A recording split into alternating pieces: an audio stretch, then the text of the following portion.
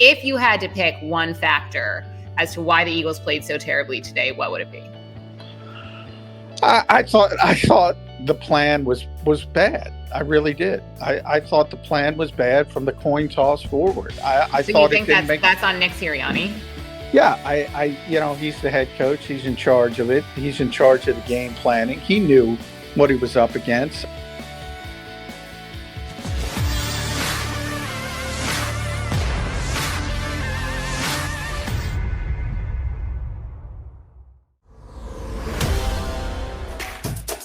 Welcome back, live post-game show. John McMullen coming up in just a second, live from Tampa. And when he does join us, he'll be presented by Mesa Law and Associates. Need a tough injury lawyer? Call Mesa and Associates. Let's go now live to Tampa Bay and talk to our friend John McMullen. Johnny Mac, what's happening, brother?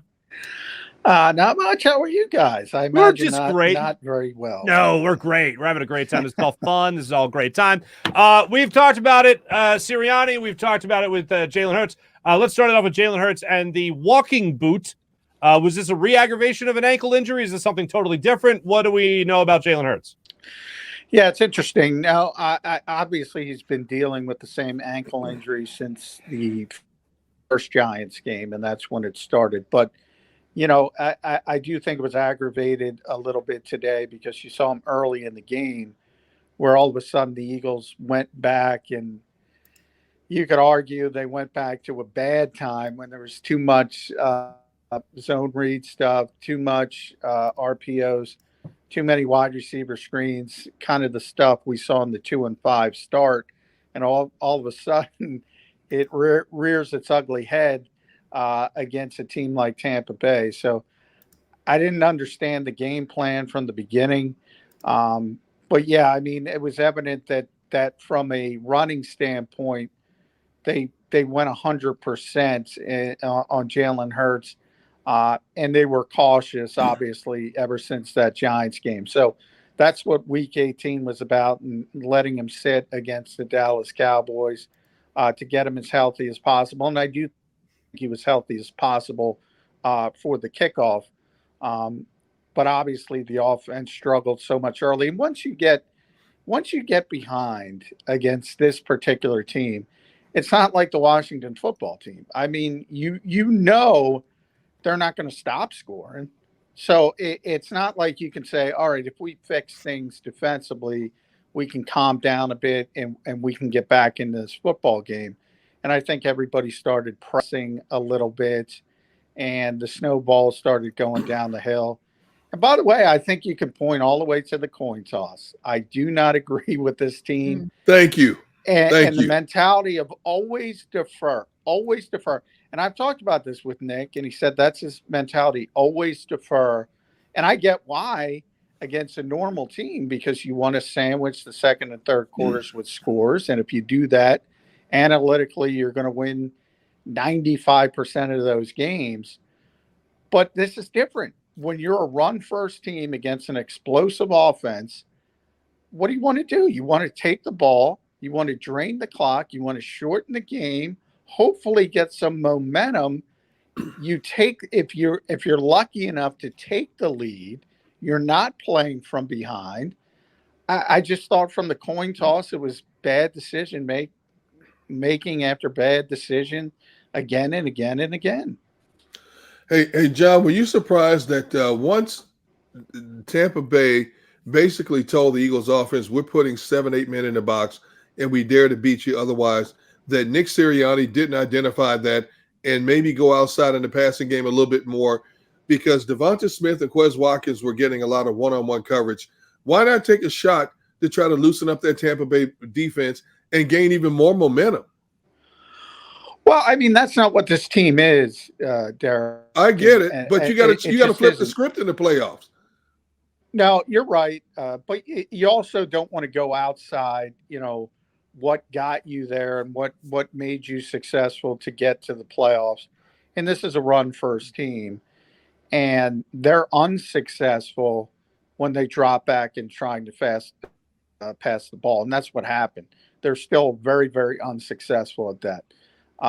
Now, yeah, you can take a shot here or there. I think it's unforgivable that I think Dallas Goedert caught his first pass with 7 minutes left in the second quarter, or thereabouts. Devontae Smith was under a minute in the second quarter. That kind of stuff is unforgivable. But there's a bunch of things to that, and play calling is just a part of it. The fact that, let's be honest, the quarterback didn't play well. They got behind, as I said, they started pressing, and that's not what the Eagles are. That's not what Jalen Hurts is. He can't drop back. We've been saying this all week, 35, 40 times and win you a football game against Tom Brady. People want to go back to Super Bowl 52. It was never going to be that way. You're never going to give up 500 yards passing and win a game. That's not how this team has to play right now. And Nick tried to run the ball early. And, it was football is, at the end of the day, football is very complimentary. And Tampa Bay scored on 3 of their first 4 possessions. It was 17-0. And really at the end of that last scoring drive, first it was Alec Hamilton, who did a nice job in coverage, dropping under Rob Gronkowski. Then they had a tackle for loss from Ryan Kerrigan. Then they had a sack. All of a sudden, the defense woke up, and they played pretty well for a stretch until Jalen Reagor's muff, and the offense couldn't do anything. And it was one of those days, and you add in the special teams problems with Jalen Reagor. All 3 phases kind of failed the Eagles today. And, that's the Super Bowl champions. Maybe the moment was a little bit too big for them. John, you just mentioned, and we've been talking, and I'm sure it'll be a topic, for the next several months here in Philadelphia, of who is to blame, the reason for this embarrassing loss.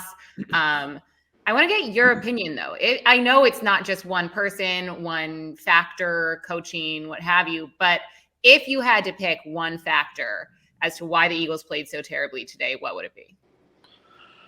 I thought the plan was bad. I really did. I thought the plan was bad from the coin toss forward. I so thought you think that's on Nick Sirianni? Yeah, he's the head coach. He's in charge of it. He's in charge of the game planning. He knew what he was up against. I talked to him about this last week. How does the opposing offense change what you do? Typically, when you're talking to offensive coaches, they're worried about, in this case, Todd Bowles and the defense.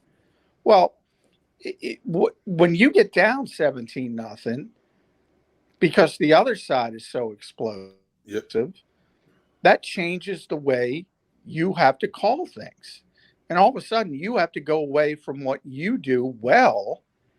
And I don't think necessarily that had to be the case. Now, probably if they don't defer, if they take the football, if they score, best case scenario, 16-play drive, they take 8 minutes off the clock, they're probably still going to lose this game because Tampa's a better football team. But they're in it for a far longer period of time. Right. They give themselves a better chance to win. And you never know what happens in a closer game as far as, the football going one way or another. If it's a one-score game late, I just thought it was a poor game plan. And I get what you're saying, Devin, because the quarterbacks played so poorly. And I'm not trying to say the quarterback didn't play poorly, but was put in a bad position. Everybody on this team knows they changed the whole philosophy of the offense after the first Tampa Bay game because they knew they were putting too much on Jalen Hurts' plate as a passer.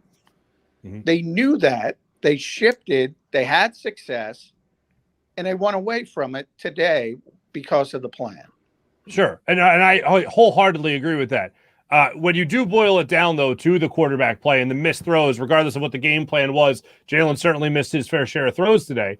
When you look at this game just to evaluate Jalen Hurts, how much of a step backwards was this, for considering his future is already in question here in Philadelphia as to whether or not he's the starting quarterback next year?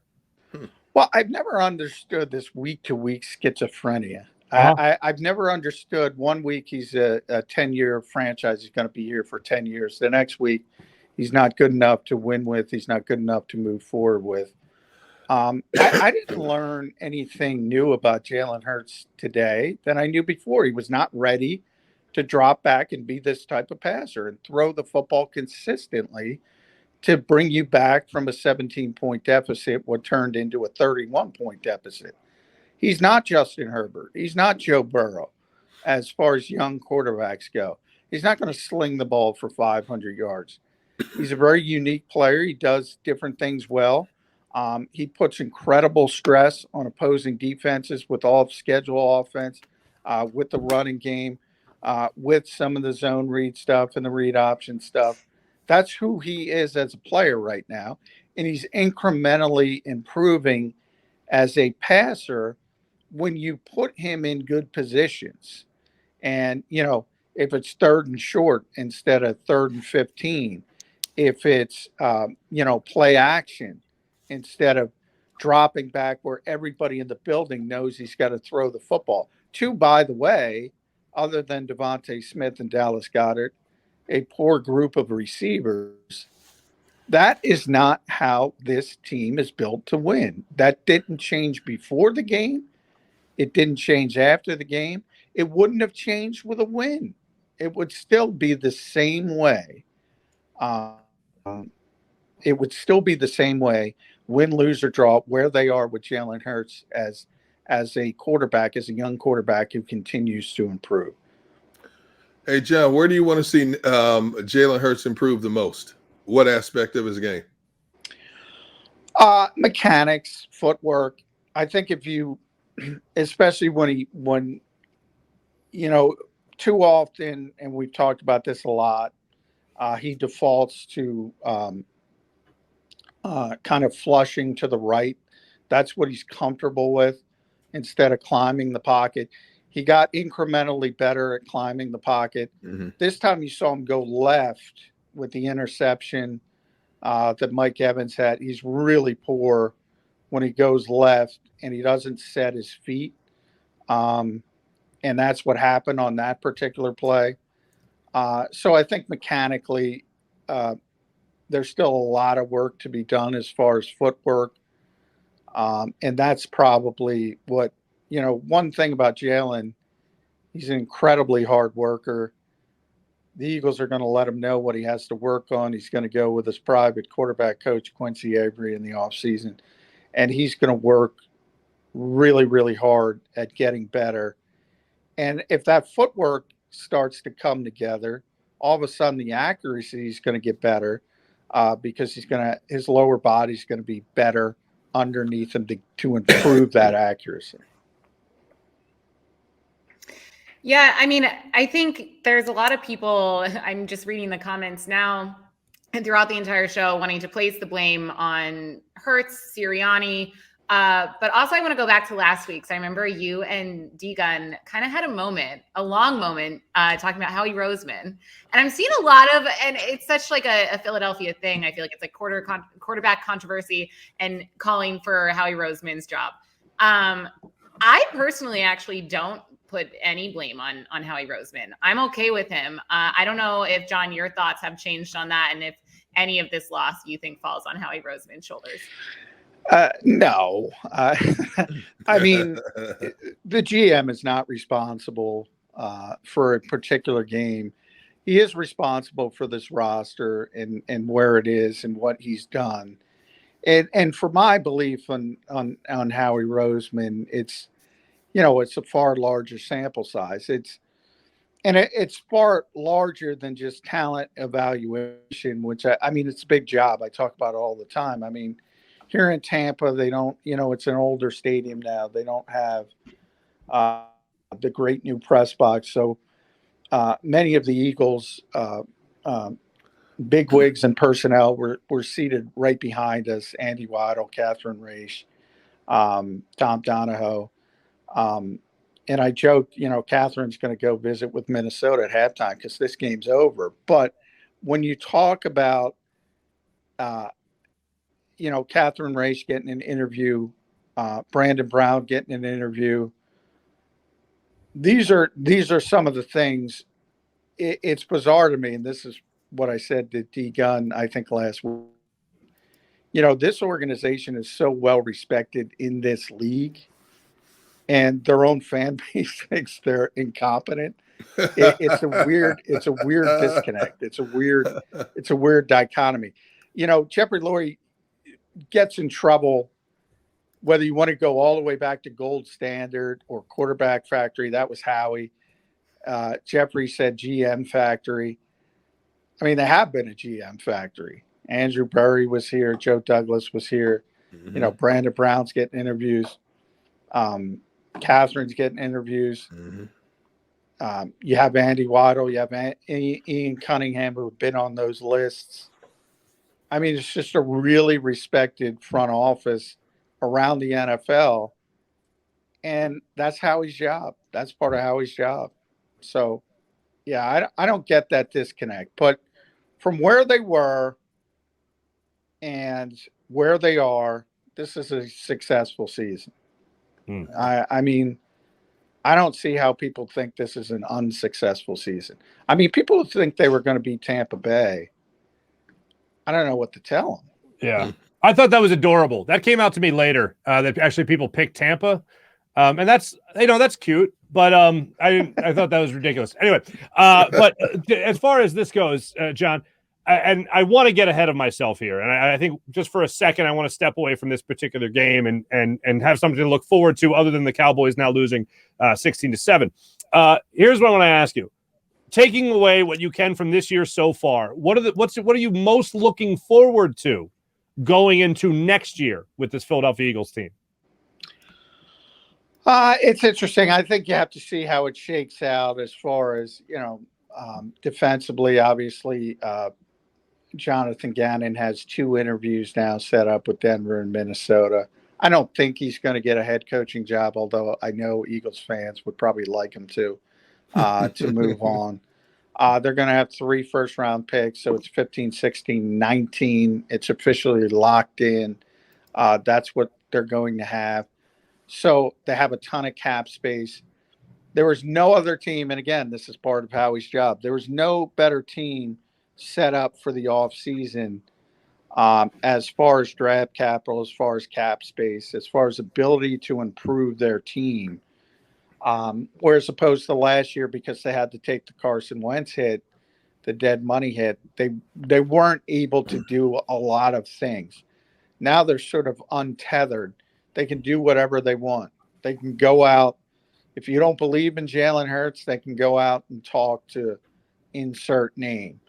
If you like one of the quarterbacks in the draft, whether it's Kenny Pickett or Matt Corral, you can package together draft picks to get that player. They can go out and sign big-time free agents. We've talked about wide receiver. They can't get wide receiver right in the draft. Go sign a veteran receiver. Mm-hmm. Devontae Adams is on there playing kissy poo with Darius Slay. Maybe he can do a little recruitment there and bring the best receiver in football. I doubt it. I don't want to get people excited, but no. I need that now. I need Howie Roseman sitting across from Devontae Adams. So I understand you were playing kissy poo with Devontae Smith. Why not do that here in Philadelphia? Yeah. So I mean, they can do anything from a personnel standpoint. And with the 3 first-round picks on top of it, and I think they've quickly gotten back to that position where they're going to be a desirable location for potential free agents again. Okay. I like that. I like that being an attractive thing. It's something to look forward to in the offseason. Now, the big question is, and I know you referred to it, I think, as schizophrenia when it comes to whether or not Jalen Hurts is the guy for now, the future, whatever. What ultimately matters is how that front office is looking at Jalen Hurts. So how much do you think this game with Jalen Hurts and how he played weighs in on the decision as to whether or not they're going to go after Pickett or they're going to go against Corral, for instance, in this upcoming draft? I think very little. I think, and I've been saying this for at least 2 months, if they can get better, they'll get better. If they can't, they won't. I've talked about Deshaun Watson a lot. It certainly looks like, from talking to people around the league, he and Brian Flores are trying to clean things up from a legal standpoint. Deshaun's obviously not Brian, and go somewhere as a package deal. Russell Wilson, last year gave a list of 5 teams he would approve a trade for, trade to.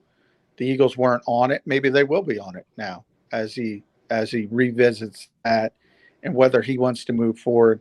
I don't think Aaron's going to play here if he leaves Green Bay. So I don't think they can get any of those 3 quarterbacks. Those 3 quarterbacks would be a slam dunk, any one of them. If they could get them, yes, you do it. I don't care about the small sample. I don't care about Aaron Rodgers' age. You get them. Mm-hmm. They would be a significant upgrade. Then you talk about the draft. We got a long way to go, and the Eagles haven't even started to dive deep into Kenny Pickett and Matt Corral and anybody else. I don't get the feeling they think anybody in this quarterback draft would be that big of an upgrade over Jalen Hurts.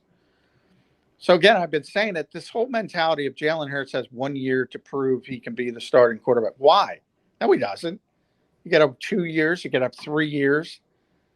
He'll continue to be the starter until they can find somebody better, but they're going to look for somebody better at some point, unless he takes vast improvements and vast steps forward.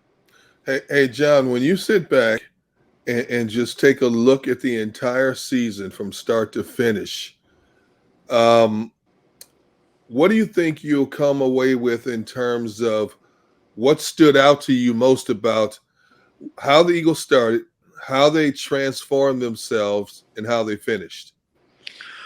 Well, I think the most positive part is that they transformed themselves. Yeah. And we didn't the Eagles didn't hire a head coach that would just say, okay, this is what I do. Let me pound the square peg in the round hole. I don't care. We stink. I'm going to keep running it this way. I think that was a really, really positive sign for Nick Sirianni long-term to be a good head coach in this league. I think another positive is that they beat the bad teams. And people say they didn't beat any good teams. Well, they're not good enough to beat those teams yet from a talent perspective. But every team that they were better than, they beat for the most part, with the exception of the one game with the Giants, and certainly down the stretch.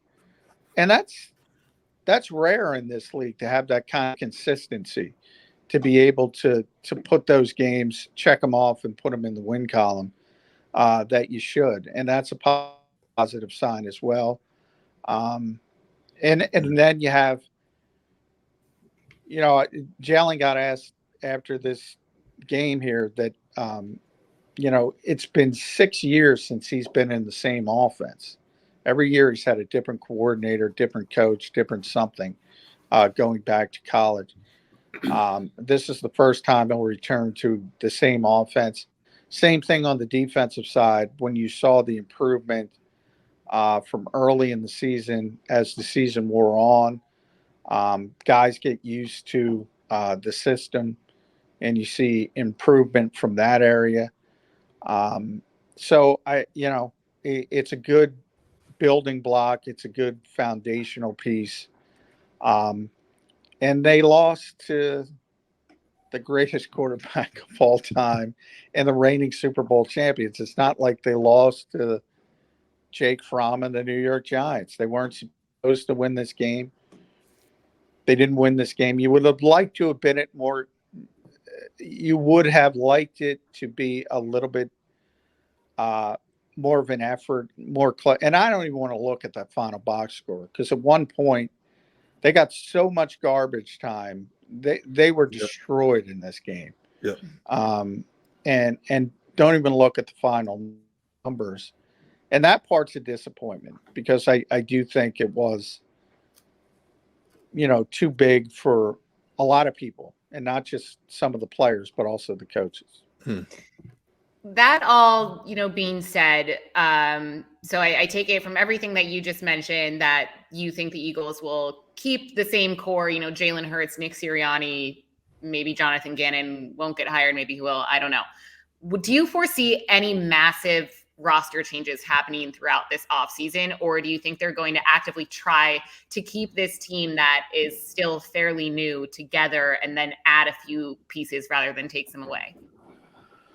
No, I mean, they want to get better at a lot of spots. You're going to see a lot of change, especially on the defensive side of the ball from a talent perspective. They know they have to get better, especially on the back seven.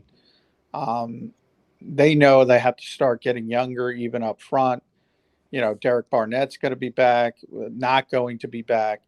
We'll see where Brandon Graham is, Fletcher Cox, veterans. Brandon Brooks is obviously not going to be back. That's pretty evident by the way things have shaken out.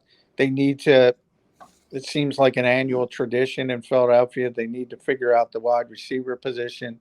But at least they have one guy they can count on. Now they got to scrap the rest of that room. And let's be honest, I mean, I like Jalen Reagor personally, but I don't know how he can move forward. And by the way, I don't know why he wants to move forward in this town. Some people just need a change of scenery, and maybe that can help both sides, not just the Eagles, but also Jalen Reagor.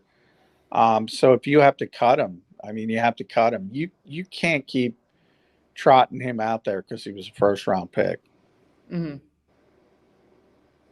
Nelson Agholor, part 2. Yes, I thought of Nelly. Mark, you are muted in case you didn't know. Oh, there we go. I was about by the way, real quick before you jump in, Mark, I think that's an insult to Nelson Agholor, to be honest. Yeah, it's fair. Why? Because I think Nelson was much better. He's better than Reagor. But you know what? Nelson went through a lot of the same things that he did. That he did. Going through, Yeah. And I said that facetiously. I would not, in all honesty, I wouldn't compare the two separate situations, but it's just amazing. In a short amount of time, we've had 2 receivers on this roster who have gone through similar things in terms of the it's drops. amazing what a lack of confidence. I mean, because obviously they're talented people. I mean, you look at them both, and one of the things that, fans can say what they want, but it's not like, yes, the Eagles should have drafted Justin Jefferson, but it's not like Jalen Reagor was going to go in the 4th round if the Eagles didn't pick him where they picked him. He was a high-level prospect by the entire NFL. Same thing with Nelson Agholor. If they didn't pick him, somebody else was going to pick him. In the case of Reagor, the Eagles thought Minnesota was going to take him. They weren't. Then they thought the Saints were going to take him. The Saints probably would have taken him.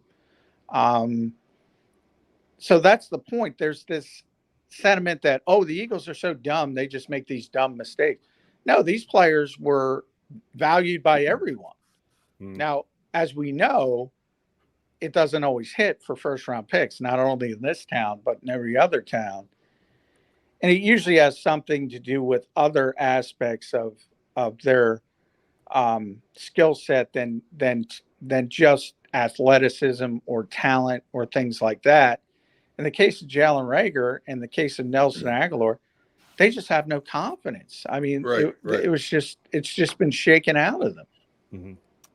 John, it's been a pleasure speaking with you every single week, helping us break it down from the post-game reactions and everything. Can't thank you enough for joining us on the show afterwards. It's been an absolute pleasure, my friend. Well, I thank you all, and I appreciate it. You're the big stars. I'm just some guy. John McMullen, ladies and gentlemen, brought to you by the great people at Mesa Law and Associates, live from Tampa Bay. Thank you so much, John. Thank you. Absolutely. You know what? Guess what? If you want more of John, how about this? Portions of tonight's show are also sponsored by First Trust Bank. Get out the JAKIB Media YouTube channel tomorrow morning. Make sure you check that out. Birds 365 with Jody Mack and Johnny Mack. First Trust Bank, the official bank of the Philadelphia Eagles. We'll be back with our final game balls of the season in a moment when we return on Live Postgame Show.